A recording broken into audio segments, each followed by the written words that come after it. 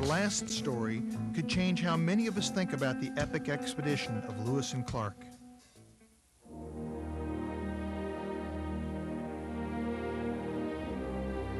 It's May 1804. Lewis and Clark are leaving St. Louis in search of a river route across the North American continent. Over the next 2.5 years, they will experience lands, animal, and people few white men have seen before.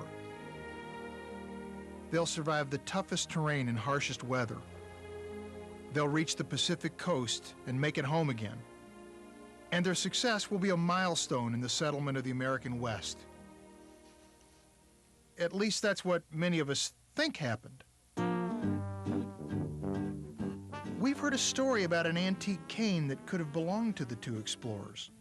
A story that, if true, could reveal a very different version of those events. Without my walking stick. The cane is owned by Patrick McClellan. Recently, he stumbled across it, hidden at the back of a closet, and was reminded of an old family legend. My grandparents told us that we had a distant relative who was a merchant, and in some way he had assisted the Lewis and Clark expedition, and in their gratitude they had presented him with this cane. Intrigued, Patrick searched an online version of Lewis and Clark's journals and came up with a surprising name, Robert McClellan. Could this be the merchant his grandparents mentioned? And was his cane really carried on one of the most famous expeditions in U.S. history? I'm Wes Cowan. Tukufu Zuberi and I have come to Richfield, Minnesota to meet Patrick. That must be the cane. Can we see it? Oh, nice stick, huh? It is. It really is. Yeah. To prove Patrick's cane was a gift from Lewis and Clark, we've got a few questions to answer. First of all, is it old enough to have been from that time period? What was the relationship between Lewis and Clark and Robert McClellan? And am I actually related to the Robert McClellan that was mentioned in the Lewis and Clark journals?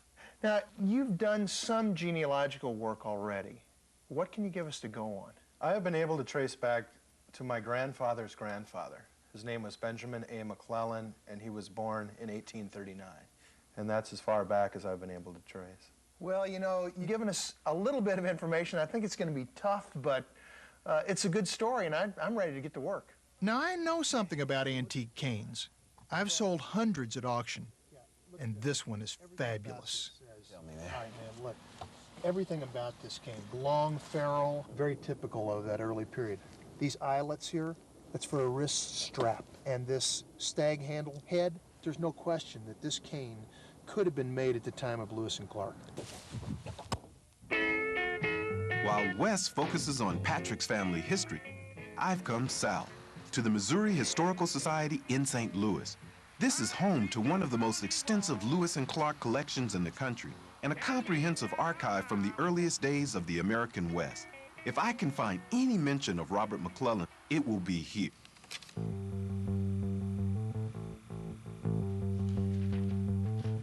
Now look at this.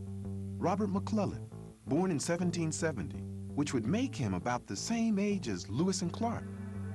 The file refers me to several sources, but here in the Missouri Gazette from 1813 is something especially interesting. It's an article listing the founders of Astoria, the oldest American trading post west of the Rockies. Mr. Robert Stewart, one of the partners of the Pacific Fur Company, with 2 Frenchmen and Robert McClellan. So this Robert McClellan was a merchant, just like Patrick's story says, a merchant who traded fur. Now that's important. In 1800, fur trading was big business. Hats made from American fur were the height of fashion as far away as Europe and China. To cash in, companies from countries like Britain and France employed merchants to trade with Native Americans, exchanging European merchandise for high-quality pelts. The search for fresh supplies drove many of these merchants deep into the American interior and into contact with Native Americans who lived there, long before Lewis and Clark's famous expedition. In fact, the first European to cross the continent was a Scottish fur trader named Alexander Mackenzie, who reached the Pacific in 1793.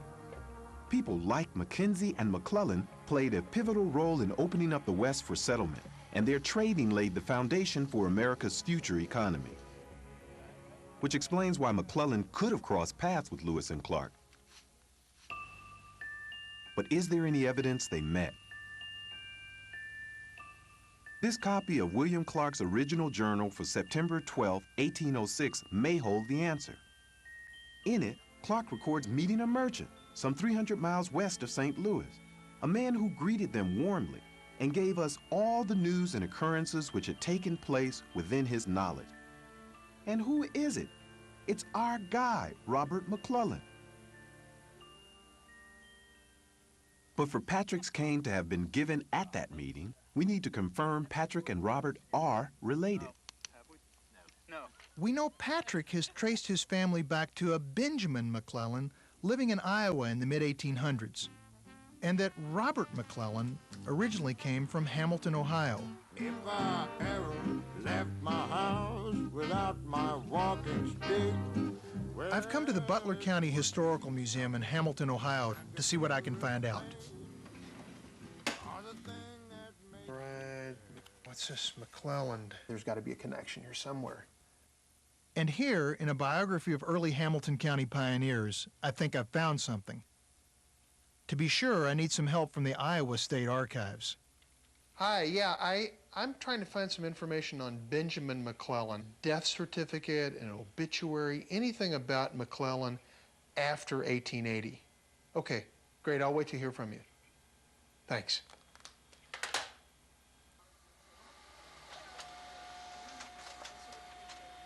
And here on this fax is the information I need. It reveals that Robert McClellan's brother was Patrick's great-great-great-great-grandfather. So the cane could have been passed down through the family. But did Lewis and Clark and McClellan have the kind of relationship that would have resulted in a gift being given?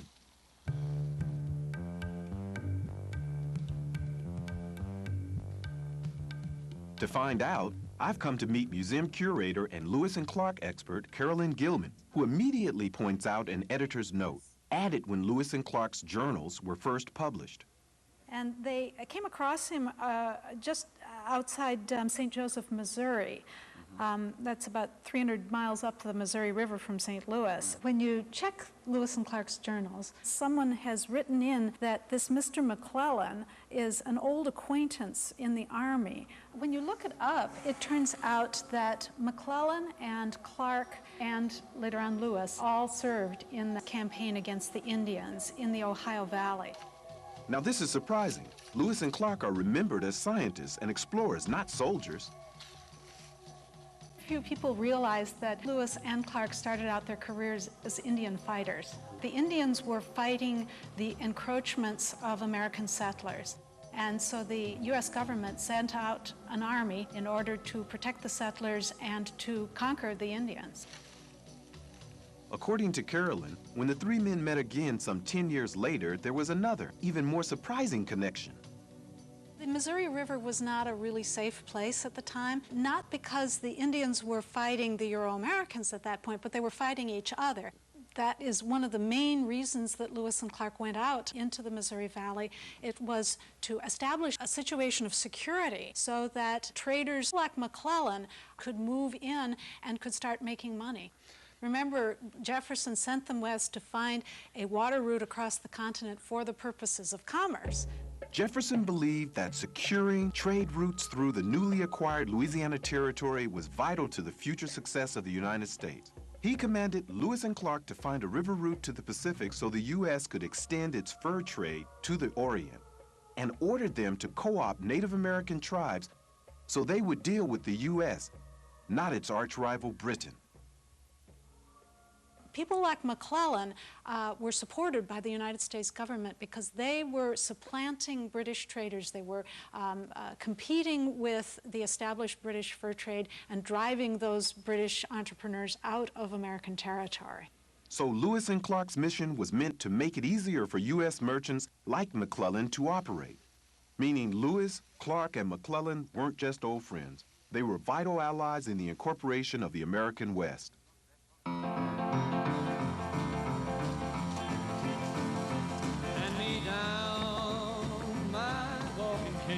Could Patrick's cane have been given at that meeting? Hank, West Cowan. So nice to see you. To get a second opinion, I've come to Manchester by the Sea, just north of Boston, to meet one of the country's leading cane auctioneers, Henry Tarrant. I'm just going to open it right here, Hank. That's if it's wonderful. okay. Yeah. Oh, Yeah, what do you think? I think it's very nice, yes. This wood is very interesting, very interesting. This is vine strangled. Very unusual result of a vine growing right up beside the sapling, twisting it, putting pressure on it, and you get this wonderful twisting effect that is not carved. See how uneven it is? Yeah, yeah. Notice that the staghorn came out of the deer's head like that and provided a simple, natural top. And of course, the long ferrule, because in order to protect the wood, because there was no paving of sidewalks, so the ferrule was longer in the early 19th century. So in terms of the date range here, what are we talking about? Well, these kinds of canes were made from 1800 to 1840. We know McClellan met Lewis and Clark in 1806, so this fits. Is this the kind of cane that could have been given as a gift? Oh, yes, yeah. This piece would have been a fine gift. And it did have, at one time, a cartouche, because I see the old post is still there. Oh, sure, right there. Yes. Let me show you what I mean. This one has initials, and it has a date, 1830. Unfortunately, our cane is missing this key piece of evidence, which leaves one last crucial question. Is this the kind of cane that, in your opinion, Lewis and Clark would have been carrying with them on the expedition? I rather doubt that. This has got too much professional skill in creating it. Now, the wood could have been found on the expedition and brought back, but I rather doubt that the entire cane was on the expedition. It's almost impossible. Yeah. If the cane was too elegant for Lewis and Clark to have carried it on their expedition, how did McClellan end up with it? Did they meet again after the expedition? We know that after returning home, Lewis was appointed governor of the Upper Louisiana Territory, but committed suicide only 2 years later. But what about William Clark? Well, he returned to St. Louis to become superintendent of Indian Affairs and brigadier general of the Louisiana Territory. Back in the archives, I found a letter from him, dated 1807, mentioning McClellan. A year after the expedition, McClellan seems to have been working for Clark, protecting Native Americans from unscrupulous traders. But something has gone wrong, and McClellan has been sued for impounding another trader's merchandise. And so here, Clark is asking the Secretary of War to intervene on Robert McClellan's behalf. So Clark and McClellan must have been close for Clark to put his reputation on the line. And here's a newspaper report from 1813, by which time Clark has been promoted to governor of the newly formed Missouri Territory.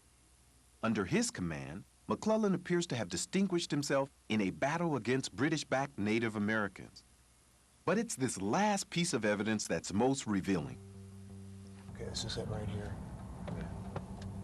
I can't wait to tell Patrick what it says and everything else we've discovered about Robert McClellan and his cane. I can't believe you guys found all that information. I mean, that's amazing. I then tell Patrick about my final discovery. It's a map of William Clark's estate. On it is a grave, the grave of Robert McClellan. There must have been a special bond between the two men, which means Patrick's cane could have been a gift from William Clark. Unbelievable. To thank Patrick for his question, we took the epitaph from that gravestone, reputedly written by Clark himself, and had it inscribed on a new cartouche for the cane. And what it says was that McClellan was brave, honest, and sincere, an intrepid warrior whose services deserve perpetual remembrance. Well, I guess it's time to take this cane out of the closet. It's definitely going to come out of the closet now. That's for sure. Lewis and Clark's journey was an incredible achievement, and the journals they wrote captured a remarkable moment in American history. What's increasingly clear is that credit for the settling of the American West doesn't just belong to the big names of history, but many other smaller personalities, like Robert McClellan. Darling, reach up on the wall, hand me down my walking cane.